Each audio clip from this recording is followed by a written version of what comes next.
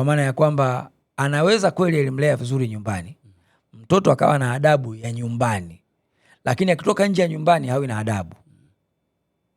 Kwa hiyo ina maana mzazi huyu hakumuandaa huyu mtoto kwamba utakapokwenda sehemu nyingine unatakiwa kuishi vipi. Kuna mtoto anaona kama vile alipokuwa nyumbani alikuwa kifungoni kutokana na aina tu ya malezi. Kwa hiyo anapoondoka pale anataka sasa akaishi kama vile amewekwa huru. Kuna vitu alikuwa anashinda kuvifanya bila kuelewa kwa nini alikuwa afanyi. Sasa ameingia mtaani anajikuta anavifanya kwa kupitiliza.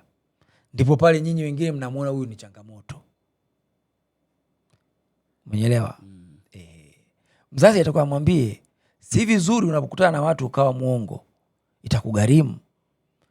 Mzazi atakuwa amwambie unapokwenda mtaani usisengenye watu. Unapokwenda mtaani usichukue cha mtu bila kuomba, huo ni uwizi.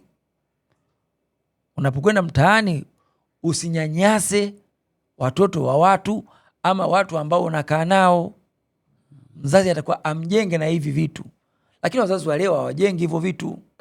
They are very selfish to their kids. Anamlea mtoto wake ili mtoto wake aweze kujitegemea kama yeye.